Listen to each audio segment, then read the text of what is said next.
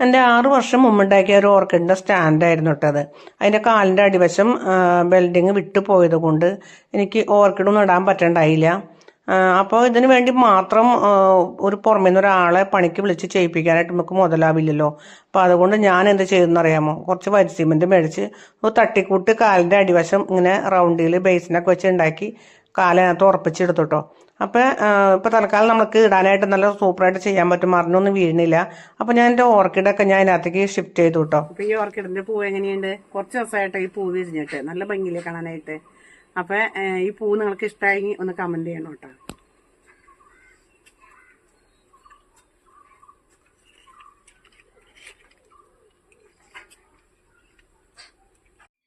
എൻ്റെ 6 വർഷം മുമ്പുണ്ടാക്കിയ ഒരു ഓർക്കിഡിൻ്റെ സ്റ്റാൻഡായിരുന്നു ഇട്ടത്.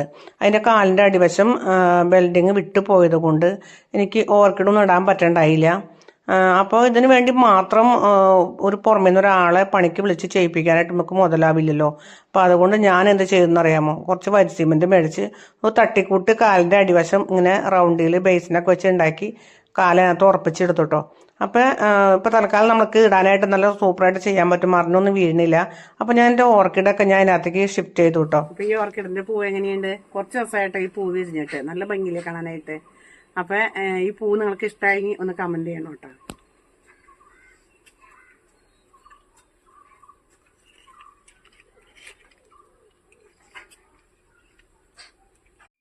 എൻ്റെ 6 വർഷം മുമ്പുണ്ടാക്കിയ ഒരു ഓർക്കിഡിൻ്റെ സ്റ്റാൻഡായിരുന്നു ഇട്ടത്.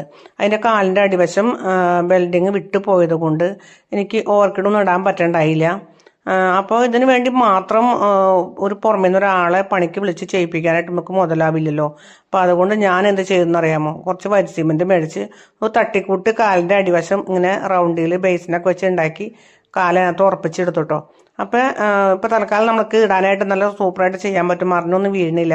അപ്പോൾ ഞാൻ എൻ്റെ ഓർക്കിഡൊക്കെ ഞാൻ അതിനകത്തേക്ക് ഷിഫ്റ്റ് ചെയ്തു കേട്ടോ. അപ്പോൾ ഈ ഓർക്കിഡിൻ്റെ പൂവ് എങ്ങനെയുണ്ട്? കുറച്ച് ദിവസമായിട്ട് ഈ പൂവ് വിരിഞ്ഞിട്ട് നല്ല ഭംഗിയില്ലേ കാണാനായിട്ട്. അപ്പോൾ ഈ പൂവ് നിങ്ങൾക്ക് ഇഷ്ടമായെങ്കിൽ ഒന്ന് കമൻറ്റ് ചെയ്യണം കേട്ടോ.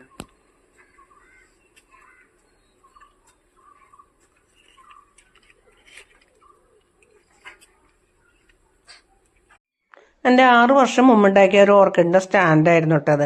അതിൻ്റെ കാലിൻ്റെ അടിവശം ബെൽഡിങ് വിട്ടു പോയത് കൊണ്ട് എനിക്ക് ഓർക്കിഡൊന്നും ഇടാൻ പറ്റണ്ടായില്ല. അപ്പോൾ ഇതിനു വേണ്ടി മാത്രം ഒരു പുറമേ നിന്ന് ഒരാളെ പണിക്ക് വിളിച്ച് ചെയ്യിപ്പിക്കാനായിട്ട് നമുക്ക് മുതലാവില്ലല്ലോ. അപ്പോൾ അതുകൊണ്ട് ഞാൻ എന്ത് ചെയ്തെന്നറിയാമോ, കുറച്ച് വരി സിമെൻറ്റ് മേടിച്ച് ഒരു തട്ടിക്കൂട്ട് കാലിൻ്റെ അടിവശം ഇങ്ങനെ റൗണ്ടിൽ ബേസിനൊക്കെ വെച്ച് ഉണ്ടാക്കി കാലിനകത്ത് ഉറപ്പിച്ചെടുത്തോട്ടോ. അപ്പോൾ ഇപ്പോൾ തൽക്കാലം നമുക്ക് ഇടാനായിട്ട് നല്ല സൂപ്പറായിട്ട് ചെയ്യാൻ പറ്റും, മറിഞ്ഞൊന്നും വീഴുന്നില്ല. അപ്പോൾ ഞാൻ എൻ്റെ ഓർക്കിഡൊക്കെ ഞാൻ അതിനകത്തേക്ക് ഷിഫ്റ്റ് ചെയ്തു കേട്ടോ.